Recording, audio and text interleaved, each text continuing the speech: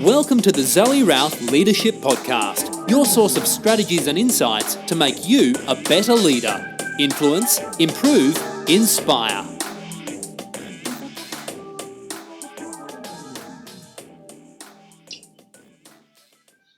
Hi, it's Zoe, and you know who we have on the podcast today?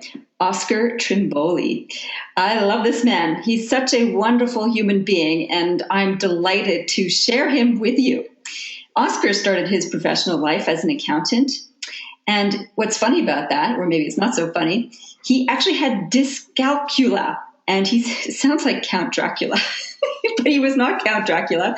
Dyscalculia is actually a difficulty in learning or comprehending arithmetic. So you can see this is a challenge if you're an accountant. So he moved off of accounting into IT. So he made a giant leap into technology, where he worked for organizations like Microsoft, PeopleSoft, Polycom, Professional Advantage, and Vodafone. He's had a very interesting and diverse background. So he's really a master of perspectives because of this diversity. So from this background, he's moved into being a curious and systematic executive coach who is driven to make an impact beyond words and generations. I love your long-term thinking here, Oscar. Through his focus on deep listening, fabulous new book, he works to transform teams and organizations through listening to what's said, and more importantly, listening to what is unsaid. It is the most underutilized skill. So welcome, Oscar. He is the author of Deep Listening, Impact Beyond Words, and an avid runner. Hi, Oscar. Hello, Zoe. And coming off the back of a week before Sydney half marathon 68 as part of my fundraising for cancer research over the last 9 years. What? So you just ran your 68th half marathon or 68th full marathon? 68th half marathon this Sunday coming up. And that's over a period of 9 years. So it sounds like a lot of half marathons. But when you just divide it by 9, it's not as many as you think. And during that time, I trained for 5 full marathons and ultra marathons, which is over 42K. So I knocked off quite a fair few half marathons in the marathon training as well. So the most important thing is that as part of CAN2, where we raise funds for first-time cancer researchers, because they struggle to get funded, we believe that the breakthroughs come from the next generation, not those who are expert in applying for research funding. So we create multi-year grants that ensure researchers don't spend a third of their time applying for research grants, which is what most researchers who are successful do. And for those who are unsuccessful, it's nearly 50%, a tragic waste of talented resources in this country. Oh, that's crazy to spend all that time just to get money to do the thing that you really need to do instead of doing the things that you need to do. Well, we share a little bit. I'm not sure if you know this or not, but we share a passion for running, though it's been a long time since my last marathon. My last marathon was 2006. So 12 years since I ran the 42.2K. I have done one half marathon since then, but the other link that we have in common is that I had cancer in 2005, and I've ran a fun run myself to raise funds for cancer. So it's deeply important to me too, both running and cancer research. And a lot of my family have had cancer, my dad, my sister, many of my in-laws and so on. So the more we can do to fix that, the better. So, yep, Oscar, you're a crazy runner, and I love you for it. It's great. You were going to say something. I heard that intake of gasp. I was just waiting for your question, Zoe. Okay, we'll get into the questions then. So I guess I love looking at people's careers, and this leap from accounting to tech, well, we've explained that. How did you go from technology into coaching? Because from the people I've met in IT, it's not a natural synergy to go from tech-based work into coaching. So tell me a little bit about that. Yeah, probably behind that sits an assumption that I'm technical, which I'm not. I've never written a line of code in my life, though I've led teams who have, ironically. The transition came about while I was working at Microsoft, and I got quite frustrated sitting at a graduate recruitment fair at a couple of universities and realised that people were just walking past the Microsoft booth because they thought the only roles available at Microsoft were technical roles. And like any company, Microsoft employs financial professionals, they employ lawyers, they employ marketing professionals, they employ HR people, they employ project managers. It takes a lot of people to feed technology companies and make them successful. So I took a proposal to the then country manager and said to Tracy, our recruitment for graduates is broken, our brand as it relates to graduates is broken. Give me 1 month and I'm going to come back with a proposal to the leadership team about how we change that. And she said, okay, what do you think you need help on from the leadership team? And I said, I'll be fine. I'm just going to go and listen to our past graduates and I'm going to listen to our current graduates about what they thought about Microsoft and, more importantly, what they didn't. A month later, after interviewing 13 graduates inside the organisation and about 12 graduates who had gone through the graduate program but had left Microsoft, a couple of really basic things were discovered. And the first one was they all came to Microsoft by mistake because they were worried about a technical role, and it wasn't until someone actually spoke to them and explained that there are many roles at Microsoft that they decided this might be an interesting organisation to learn from. We took a business case a month later and it was presented by the graduates, not by me. I helped them create it and present it. And as a result of that, we created a program called Microsoft Protégé, which subsequently got taken to 26 subsidiaries for Microsoft around the world, effectively the Western developed markets. This program didn't necessarily fit well into developing markets, but a cut-down version has since been taken there. And throughout the year, I basically coached the graduate team to own the project themselves. They loved the project because it took them outside of their functional silos. It gave them a unifying purpose. It got them external and facing the university market, and help them very simply to create an employment brand. Ironically, the next year's graduates then took on Protégé and ran it, and ever since then, every year of graduates coming through in Microsoft locally and globally do this as well.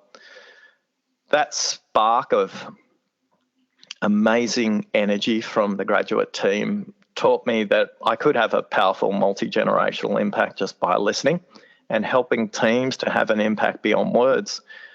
What that taught me was there was a skill inside me that probably was fostered when I was only a teenager, whether that was in my sporting career where I was really good. I was always good as a captain, not necessarily good as a player.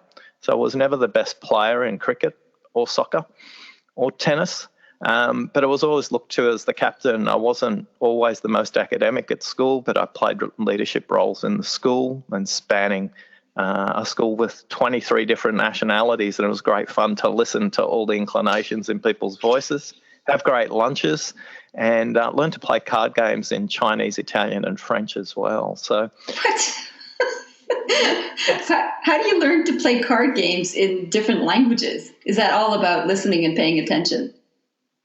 Well, the good news is pitches are the same, whatever language you're in. So the high-value cards are the same in those languages. You just have to learn the rules. And after playing and failing cards a couple of times, a couple of games, you learn to pick it up quite quickly. You have to remember that I'm sitting next to somebody who's from Laos or Cambodia or Thailand or China who's actually teaching me this in English, as well as showing me the cards in their home country. And the French and Italian card game were very similar, so that wasn't as big a jump in learning.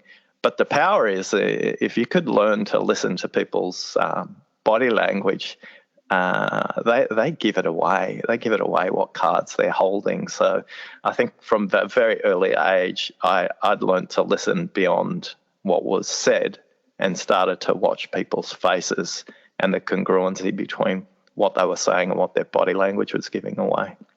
So this notion of having a poker face does that really exist, where somebody can actually blank out all their micro cues in terms of what's going on, do you reckon? Or do you think people are they give away things no matter what? Even the world-class poker players give it away, and that's why they wear caps. That's why they wear sunglasses in professional tournaments, to try and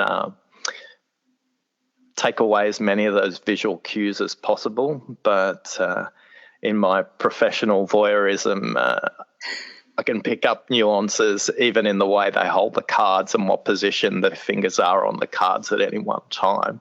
But that takes pattern noticing as well as listening. So you'd have to play multiple versions of card games to get an understanding of those hand positions and what they mean. I'm not painting a great picture of myself card playing. Although I don't play poker, the card games we played at school were played for lunches.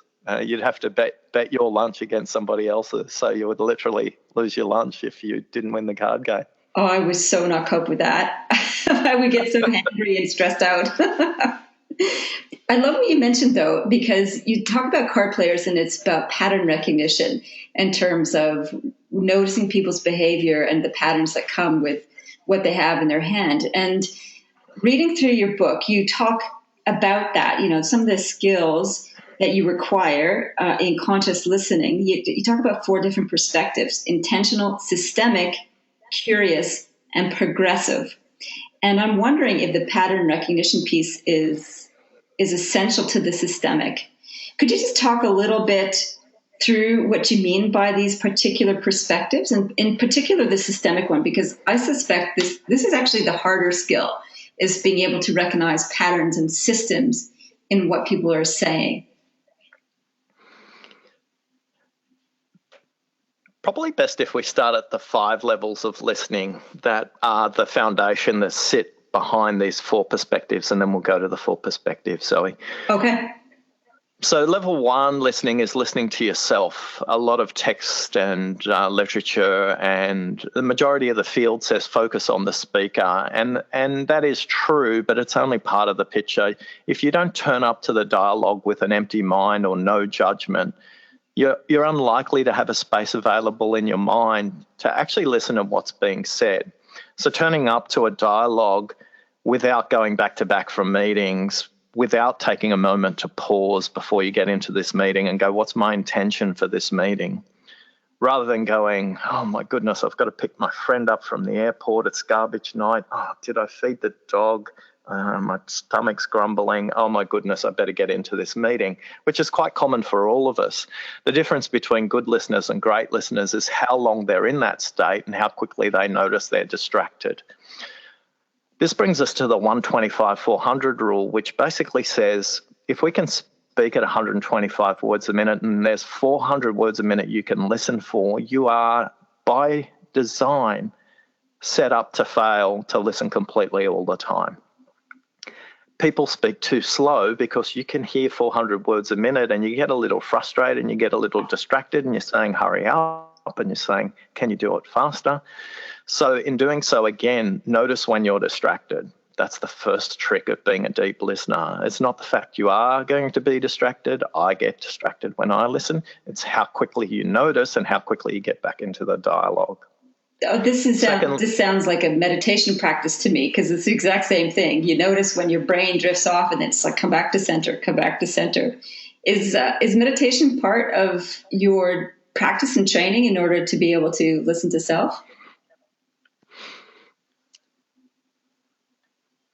The research shows that the deeper you breathe, the deeper you listen. And also when you synchronize your breathing with the counterparty, the conversation's more productive. So this research came out of Canada in 1992. Now, I wouldn't suggest that everybody needs to become a Buddhist monk to become a deep listener. And I think a lot of people get confused with the concept of meditation and assume meditation is a place rather than a practice. So for me, if I'm walking from one meeting to another, that is my time to create a space to meditate for my intention for the next meeting. It doesn't mean I'm in a quiet place with the room closed and the candles burning. It means I'm closing my mind and setting my intention for the next meeting. And I think in modern workplaces, for the leaders I work with, and no doubt the leaders you work with, Zoe, giving them another thing rather than integrating meditation into their practice becomes difficult. So I would say to you, meditation is something you can do while you eat breakfast. Meditation is something you can do while you're going between meetings. Meditation is really difficult to do if you're going between meetings and you're looking at your phone, though. So clear your mind completely. Oh, yeah. I had the chance. I had the chance to do a silent meditation for 12 days. And that's the other extreme where you can practice that. And every moment during that time, that same description you went about describing earlier on is how quickly can you come back to space and place that's in front of you. And the same thing's true with dialogue, discussion, and listening. The quicker you can notice you're off track, the quicker you can get in. I play a game where I bring a basket, a visual basket, an imaginary visual basket, where I put a whole bunch of dialogue into while I'm in the dialogue. So right now, Zoe, you might be thinking about something completely different. If that was me, I'd be putting that in my basket right now and then go back and look at that after the conversation and go and take out of the basket what's useful and notice the patterns that come out of that. So the second level of listening is listening to content, and content is both audio and visual and energetic. So there's 3 levels of listening for content there, and we'll spend a bit of time talking about those 3 elements. That's where most of the literature is focused. That's where people talk about paraphrasing, giving short verbal cues such as yeah, I can see why that's important to you, as an example. But if all you're doing is paraphrasing back the words, you aren't really in the dialogue. The next level of listening comes to pattern recognition. This is about context. So level 1, listen to yourself. Level 2, content. Level 3 is listen to the context. Context is about pattern matching. Some people are consistently talking in visual orientation. Some people might be talking in detail orientation. Some people might consistently talk about the future or the past. Some people might talk about themselves as an individual in the context of the system, and some people might talk about the team or the stakeholders or the voters or the customers, as an example. Some people might have consistently negative language. Some people might have consistently positive language. So the trick in understanding the level of patterns is, are you listening to the language that's being presented to you at another level? So probably right now, as I were going through your mind, is you might have some clients, you might have some colleagues where you go, oh my goodness, yes, they always talk in pictures, or they always talk in stories, or they always talk in detail. So it's good to notice they speak at that level. Great listeners will start to match that pattern orientation merely by saying, I'm noticing a pattern in this conversation. Do you? 9 times. And they go, or do they know that they have patterns? Some people do immediately go and talk about a pattern. And in half the cases, that'll be a pattern you've noticed, and in half the cases, it won't be a pattern that you've noticed. The most important thing is bringing them conscious to the pattern that's either serving them or holding them back. So an example might be, if they don't notice the pattern, I'll say, hey, Mary, you've spoken about all this activity consistently through the lens of our team. There's very little talking about you. Is that a space you want to explore? And she'll go, wow, I never even thought about it that way. And I go, I'm curious what that could mean for you. And typically they'll go, oh, this so makes sense. You know, it was only the other day where I was in conflict with my manager because all I wanted to do was talk about me and all I wanted to talk about was my team. Now I see where the conflict's coming from. Now I see where the tension's coming from. But unless you expose that and make it explicit for them, because they haven't heard that in themselves, you can help them listen at that level. The last two levels of listening is listening to what's unsaid and listening for meaning. But I think we'll pause now and come back to your original question about systemic listener. But I sense you've got a few questions already, Zoe, by the look on your face. Yeah, that's right. So you can see me because we've got the video cam on. I can't see you. This is just a little technical aside for you listening. Actually, it was more of a thought because I was listening to how you framed your questions. And as a coach myself, questioning is one of the key skills, as well as listening and coaching. And I just was thinking how beautifully you asked those questions and how, if you were coaching people, how they just feel like you were wrapping them in a warm blanket with the way that you asked those questions. They're so inviting and supportive, you know, and so that was what was going on in my basket as you were speaking. So the pattern recognition, I think, is an interesting concept. And I love that you gave so many examples of that. Thank you. So we come back to the other aspect of this then. So after the 5 levels is coming to the 4 perspectives. So how do the perspectives link with the 5 levels of listening? So can you tease that out a little bit? Yeah, so an intentional listener, a systemic listener, a curious listener, a progressive listener, all listen with a slightly different orientation. So the intentional listener will be extraordinary at listening to themselves before the dialogue. These people show up with no judgment, and these people are really good at setting the intention for the room around what are we going to explore today and how do we leave what's baggage or unproductive out of the room, and how can we come to this space really intentionally. So these people practice really good breathing. They have really good breaks between meetings. They're not back to back, but their intention is focused not on the speaker but the dialogue, and this is an important distinction. The speaker will speak, the listener will listen, but both parties are speaking simultaneously. So there's a simultaneous equation going. And as you mentioned earlier on, not really good at simultaneous equations when it came to all this math stuff. But if you can imagine 3 perspectives happening, there's the speaker, there's the listener, and the dialogue. The dialogue might sound like a really abstract term, but it's the third person in the conversation. And the dialogue can either progress or shrink or wilt or move to an unproductive place if both parties are not conscious of progressing the dialogue. So the intentional listener comes to that conversation with no judgment and a very clear perspective of what would be a productive dialogue for both people or the team or the system, because they have an intention of no judgment. So one of the things that anchor people back is they walk into dialogue with judgment, and they already have a predefined position they need to take, or at least they think they do. And by not coming to the dialogue without the absence of judgment or the absence of my perspective is the only perspective, they get stuck in a downward spiral of A versus B or red versus blue or 1 versus 2. And whenever you're stuck in this binary alternative, it's a good time to notice it's time to stop. And I'll talk about the systems implications of that shortly.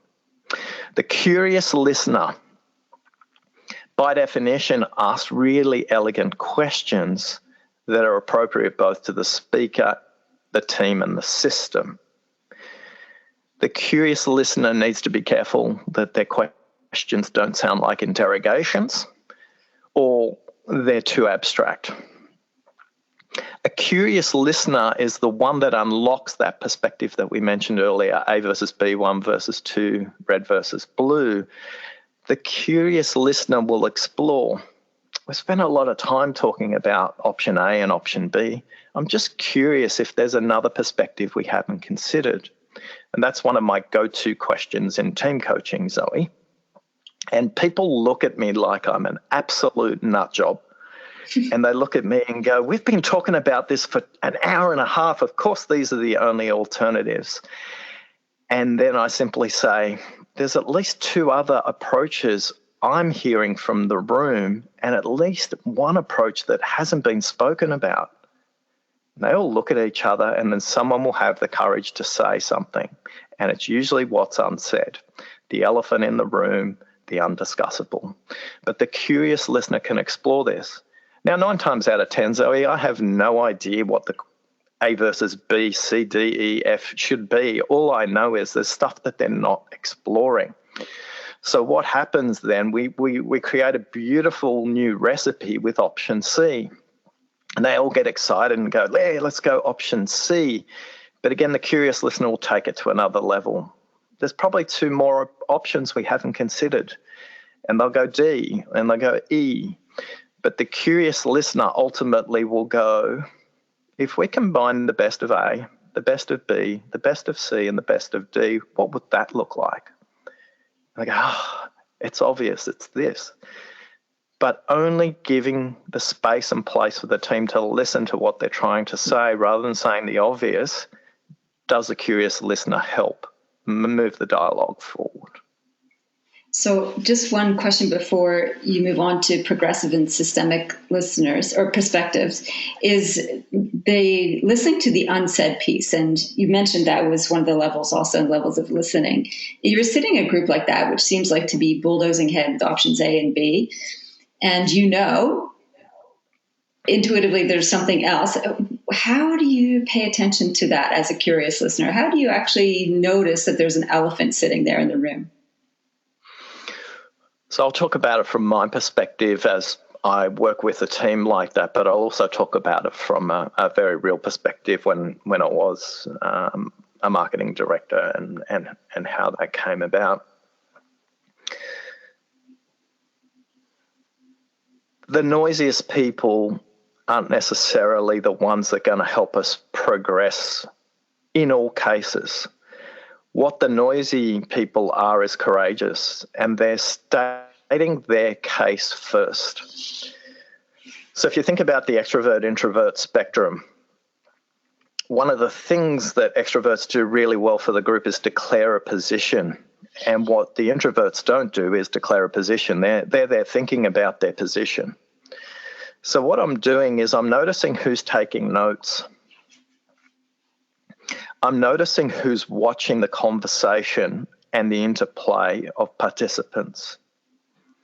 I'm noticing who's actually taking a breath and breathing to the extent that they actually want to speak, but they get cut off because they're too slow. I'm noticing something that I call the gravity of the dialogue. In a system of 3 to 5 people or 10 to 20 people, it's typically 25% of the participants will have the majority of the dialogue.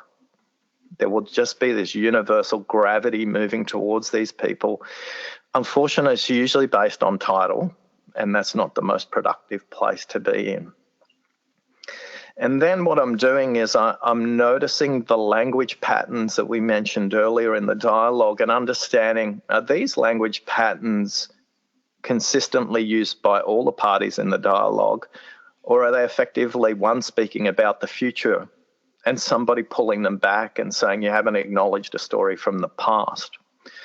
So both the dialogue gives it away, the physical presence of the person in the room gives it away. And I often will pause in a session that I'm running and say something as simple as, it's great to hear from the voices we've heard so far. I think there's an exploration we need to go on to hear from those voices we haven't heard from so far. And sometimes that pause is the most excruciating couple of minutes in the dialogue, because the more introverted listeners feel like they've been now put on the spot. So what I ask them to do is show the same courage that the extroverts are doing and declare a position, knowing that it's not the position, that we will work as a group to get there together. Cool. That's great. There's a lot going on when you're facilitating, Oscar. Yeah, and if you're really in service of the group, you'll walk out of there completely exhausted, even though you've probably only done very little physical effort. To be conscious on these multiple levels is something that takes practice and focus. And if you want to serve the group, you need to be thinking about these things in parallel. Yeah, absolutely. So you're listening in multiple ways at multiple levels. So This comes to the systemic perspective, right? Yes. And before we get there, Zoe, I think a question for the leaders on the podcast that you serve, when they go into team meetings, how much are they speaking versus listening, and how conscious are they of bringing the voices that are often unheard to the table? Because quite often these perspectives are powerful, even if they're just to create a contrast between the current perspective and the perspective that's unsaid. So I think as leaders, if we're more deliberate in bringing the voices that are unsaid to the table, our implementation becomes faster, our silos break down quicker, we have clearer communication strategies than what we might have normally, because there are perspectives that the extroverts don't necessarily consider that the introverts will. So that makes the output of the meeting so much more productive.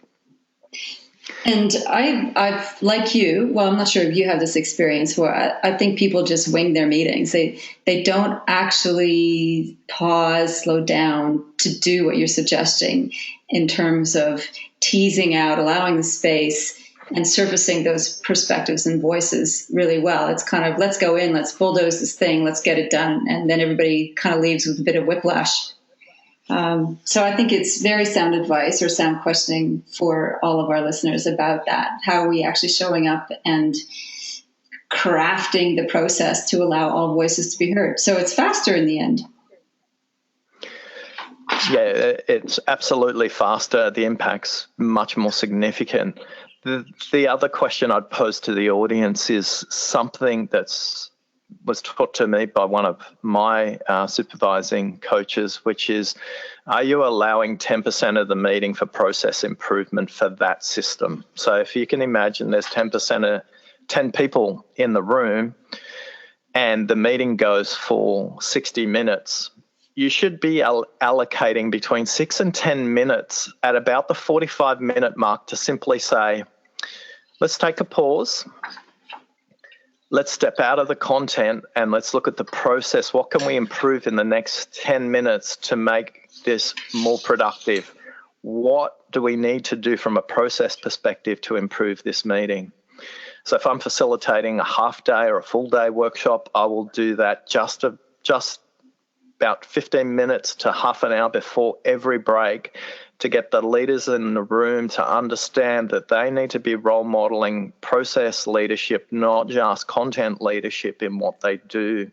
So what that does is allows people again to speak from a different perspective. They speak from the perspective that goes, when we have this meeting next time, can we slightly alter the agenda so we have more white space in there so we can explore some more creative concepts? When we have this agenda next time, rather than having 10-minute intervals where we keep changing the agenda items, can we dedicate half an hour to go deep on something? When we sequence these meetings over a month and we have weekly team meetings, maybe we don't have the same agenda every week. Maybe once a month we have a slightly different agenda with a longer term perspective. But if you're not listening for that in process improvement, you'll never get there, because as a leader, as much as you can listen to yourself, you can't critique yourself. So agendas are the cellular building blocks of your leadership. If I was someone coming back into history and really trying to understand and listen to your leadership, as an archaeologist, the thing I would look at is your agendas and your schedules. They tell me more about your leadership than anything you say. what's in your agenda, and how frequently you have those meetings. But if you don't take the time in your team meetings to ask a simple question, how can we improve this meeting? The team basically feels a slave to a process that's not evolving. So that is an example of how you can be systemic in your listening as a leader. There's three perspectives for the systemic leader. There's the one-on-one dialogue, there's the team dialogue, and there's the organizational dialogue. A systemic listener is a brilliant connector. They connect people, they connect concepts, and they connect ultimately systems. Systems are organic, whether they're human systems, whether they're environmental systems, but they all have rules.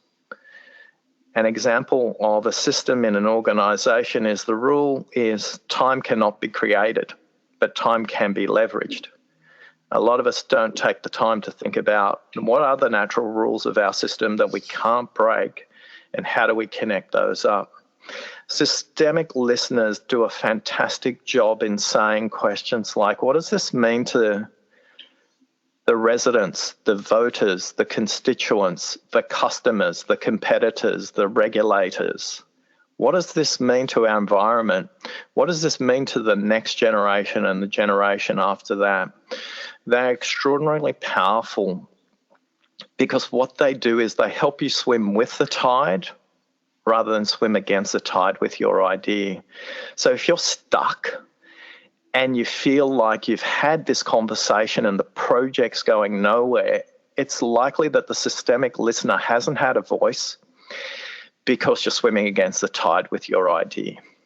And in swimming with the tide, the systemic listener points to the places where you can use systems to improve that. Systems may be processes, systems may be tools and technologies, but ultimately systems are the intersections of systems with other systems. So one of the ways I've seen one of my clients do this really well is they operate in an industry that's highly regulated. And as a leader in the past, they would ask very detailed questions about compliance. What they've done now is simply ask the question to the room. What would the regulator think right now? What would our customers think right now? Because it's the safety of our customers that's paramount. Now, in the past, they've tried many things about operational procedural excellence. They created teams to reduce the amount of wastage on operational procedures manuals, and they never really made any progress. But by asking this systemic question that this leader skillfully trained her leadership team to ask and their leaders to ask, all of a sudden the teams and people in the organisation started to focus on what does this mean for the customer, what does this mean for the regulator. And in doing so, wastage in the system evaporated really quickly over 12 months because they were using this question really consistently and appropriately, as opposed to in the past, the global quality team would come audit the organisation and say, you haven't followed these procedures precisely. You need to change the procedures, you need to change the way people are trained, and we need to do some mandatory training. And for a lot of your listeners, you can hear groans as I say this because they experience these mandatory training approaches. And something as simple as asking, what does this mean for our customers, will rapidly reduce wastage in the system because you're thinking about this beyond your function, beyond your division, beyond your organisation, and ultimately on those you serve. So the systemic listener is a great connector of ideas, people, and markets. That requires great leadership maturity. And the systemic listener, I'm not sure if you found this, Oscar, is not very common. Or do you find they are common and they just haven't been given enough space? The systemic listeners in all of us. Few of us have been taught how to use the systemic listener. in my work, it's rare to notice this being overtly or explicitly used in an organization.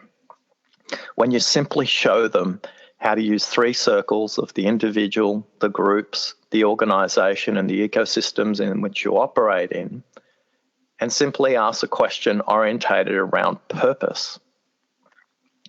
Leaders feel it's the most comfortable. Leaders feel like it's a key that unlocks the door from them to move from manager to leader, because it creates space in their calendar. It creates time for them to think about what's a little bit longer term. But unless they've had somebody to just simply point it out through observation, they rarely are even conscious that that's a perspective they should be using, because if they're a global organisation, they might have a playbook that's being defined by a global head office that says, this is the way you need to do things. And that's true and that's useful, but it's not always productive. In my work with government agencies, we find that anchoring this helps bridge the gap between the elected official and the Department Secretary General, as an example. So go, what is that unifying vision that we can consistently talk about beyond the cycle of the elections? What is it that we're trying to achieve together as a department, as well as an elected member of parliament or an elected member of local council? But you're right, Zoe, it is rare. That's why I'm out there trying to promote the idea. Well, it's really helpful, because I think just listening to what you've shared so far, it really elevates what we can do in terms of how we engage with each other and how we really surface what's most important. And having some frameworks and some skills is the first step in actually doing it better. So we haven't talked about the progressive perspective. Can you tell us about that? The progressive perspective is really skillful at noticing when we get bogged down, when we're not making forward progress in the dialogue. What the progressive listener does better than anybody else is they're very fixated on the dialogue as opposed to the participants. They will notice back to the room where the dialogue is at. They'll use terms like, we've been chatting about this for 20 minutes. How do you think we're going? We've been speaking about this project and its progress for 8 months now. How do you think it's going? If we were to do the project charter again, how would we do it differently? We're trying to launch these products now for 4 months. We've run into some roadblocks. We get very fixated on the roadblocks. How could we focus on progressing them? So the progressive listener is very, very conscious of time. They have a great ability to dance across the past, the present, and the future and unify those people with a context or a pattern that's always anchored in the future or always anchored in the past. And they're great unifiers to bring that together. Ironically, the best progressive listeners I've noticed are admins, personal assistants, and executive assistants. And these are often voices not considered in the meeting. They're voices that are considered the people who need to take minutes of the meeting. But they hear what's going on, but more importantly, they hear what's not going on. So again, the question I'd pose to the leaders, both in the meeting and in their organisation, how conscious and deliberate are they in listening to the voices from the executive assistants, the admin community, because they cut across the organisation because they have to through their work. They get the pulse of the organisation and can quickly tell you where progress is and isn't being made. That's beautiful to hear. And I think you're absolutely right, because the EA and the admin assistants, they need to manage process. So they're hyper aware of what needs to happen, and to sort of take that meta view, or one of the meta views in the meeting, is essential. Oscar, I've got some, we're running short of time, and there's a couple things I want to ask you around the visceral nature of energy in conversation and how you experience that. I think it's related to your concept of Ting that you talk about in your book. So first of all, can you talk a little bit about what is Ting in a listening practice? And then I'll throw in my last question about energy in the conversation. So exploring listening through a very ancient perspective. There's both Ting, which is Mandarin for listening, so it comes from a Chinese perspective or an Asian perspective. And there's also the concept of Dadiri, which is an Aboriginal word from Australia for international listeners, which is about deeply listening to yourself, the lands, and those that you are in community with. Ting is a six-dimensional script, and I'd strongly encourage you, Zoe, to post it on your show notes up there so everybody can see what it looks like. It's one character made up of 6 component parts. One talks about hearing, one talks about seeing, and the rest are all about mindset and energy.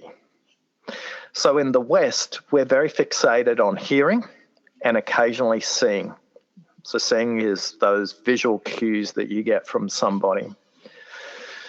But Ting was a practice taught to the young princes and princesses as they were being trained to be emperors and empresses. And they were taught to be respectful when they listen. They were taught to be completely present when they were listening, and they were taught to be completely focused when they were listening. Now think about any conversation where you're in conflict and think about how respectful you are being. Think about how present you are being and think about how focused you are being. The likelihood is very low that you're going to be there. But it's the final character of Ting that brings its most power, and that is feeling. And that is something that is very unconscious. Now, I was coaching a client once, general manager of a very large division. She was in conflict with the CFO, and we'd spent a long time talking about the particular conflict. And I asked her, if we were to come back in 10 years and discuss this, what advice would you give the CFO? And at that point in time, there was a total drop in her body. The energy changed dramatically. She went from a very intense state, very much a state of breathing very rapidly. And as her shoulders dropped, there was this huge exhale as she looked back in 10 years down the track. And she simply said, "Nobody will give a shit."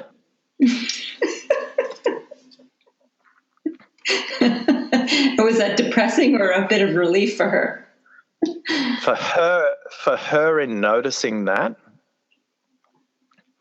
was a powerful shift for her. But as she said, nobody will give a shit in 10 years' time. What I asked her to reflect on is her state, her energy immediately prior to that exhale. And she went, "Oh my God, I never noticed that." And I said, "What other dialogues are you in that state?" And we started to explore where conflict was showing up, not because she didn't get on with people. She was actually a conflict avoider. And this tension was building up in her body. If you can visualize somebody with a very erect spine, shoulders very tight up under their neck, their face very clenched, and presenting an energy that is in conflict with what they're saying. That's what was happening with my client as we explored these 2 other situations. She realized that the dialogue had nothing to do with the CFO, and it had everything to do with her exploring how to be in productive conflict rather than assuming all conflict is negative and unproductive. But it wasn't in asking her the question, what does it mean in 10 years' time, that was the power for her in that situation. What was powerful for her was noticing that energy immediately before it was released. Now, most of us don't listen at that level because we're too busy in the content, and the power of what's unsaid comes through people's energy and how they present themselves, because they're holding stuff back that's across multiple dialogues, and in some cases, multiple decades of their life. And likely also multiple generations. I mean, some of these mindsets and patterns are taught and bestowed upon us, and they come through. I notice this in my heritage and history as well. One question I have for you around this noticing energy patterns is whether you have this experience as well, is sometimes in conversations with people, I will start to feel a disturbance in my own emotional energy. Like I'll feel my stomach being like as if it has butterflies or something like that. There's something different happening. It's not because I'm having an emotional response to the conversation. It's my sense is that I'm experiencing it from what they're projecting. So I actually feel it physically in my body. Do you have that experience, Oscar? And for those of you who can't be watching, the way Zoe's eyes enlarged dramatically while she was saying this brought this totally different energy to the conversation as well. It's a taught skill, Zoe. I think that when I started off as a manager or a leader, it's something I was totally unconscious of.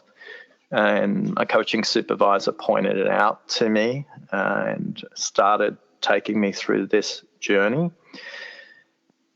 It's very tuned now, and I can remember something that happened last Thursday. And last Thursday, I wasn't even in the physical presence of this person. I had somebody reference them in an email, and then I just connected with that person, and I knew something was going wrong for them. Now, they actually work in North America. I wasn't even in my room, my country, and I decided at that point to give them a call. And they basically said to me, I've been crying for the last 3 weeks nonstop when I get to work. I have to lock myself in my office, and I don't know who to talk to about it. And they've got a huge role, global role, very huge responsibility. And I don't know why, I can't explain it, Zoe, what that connection was that made me pick up the call and speak to them, or more importantly, why they took the call, because they weren't in a great space and place. But I think every day we walk past people without noticing that, and we can have a great impact just by listening. I didn't have a solution to the challenge that she was facing. It was multidimensional, both organisational and personal. But when she hung up, she just said, I'm glad you didn't try and fix me. That's a beautiful message.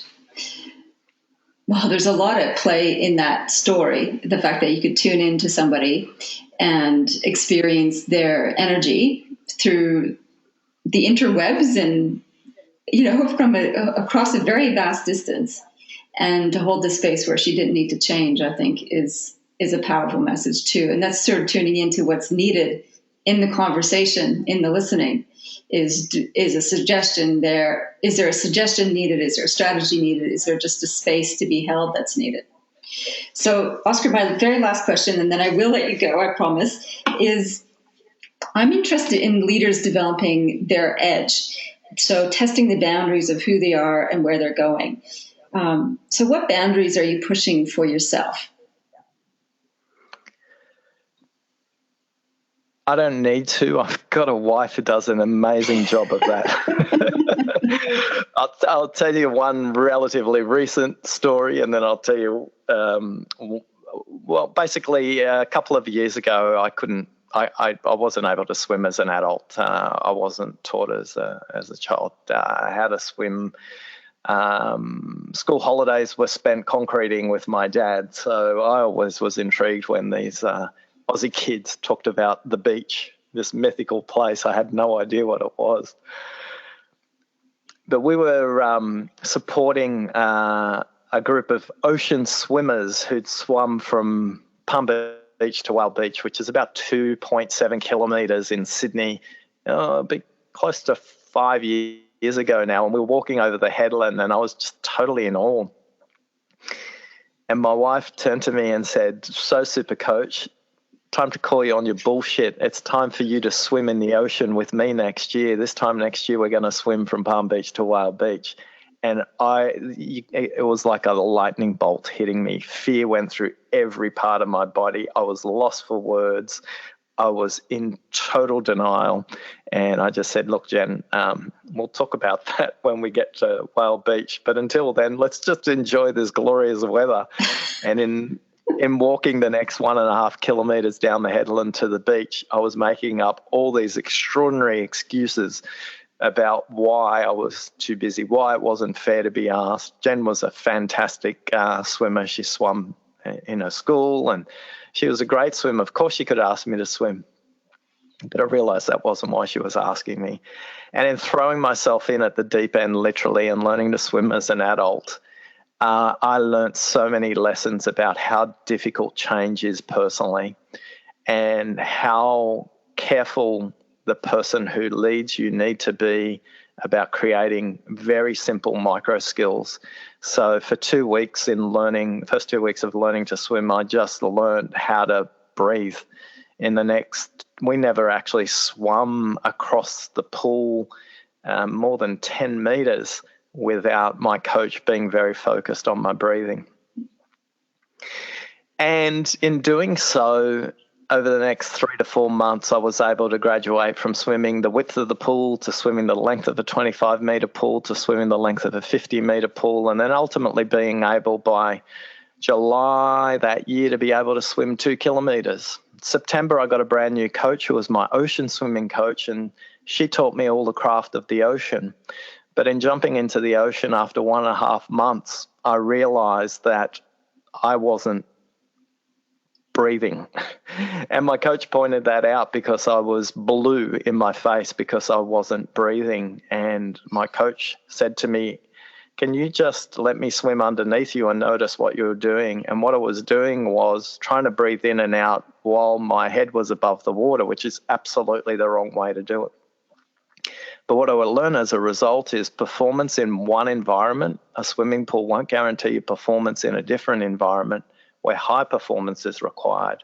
And I'm always conscious of that when I work with my leaders. So my leadership edge is developed by pushing myself out into these uncomfortable places, Zoe. More recently, I've learned to podcast.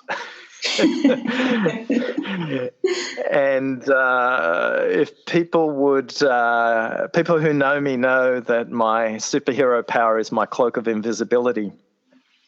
And my job is to make other people great. So to get behind a microphone and think very intentionally about the audience and not myself has been an extraordinarily difficult undertaking for me, full of lots of self-doubt, full of lots of questions about why would anybody want to listen to this kind of stuff. But what I always do, and in the words of my very wise wife, Jen, she always says, don't compare yourself to people who have more. Compare yourself to people who have less. And don't compare yourself to what you want. Compare yourself to where you've come from. And in that's how I consistently think that I improve in my ability to lead myself before I can lead others.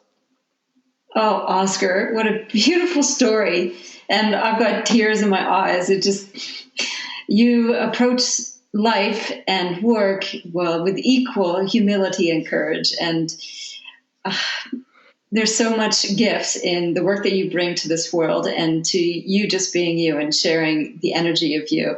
So I'm extremely grateful for your time on the podcast today. So thank you so much, Oscar. And I will post the show notes with the Ting diagram that you mentioned on zoerauth.com/podcast/Oscar. And I'll also put a link to Oscar's website and his very own Deep Listening podcast. Thanks again, Oscar. Thanks for listening to me.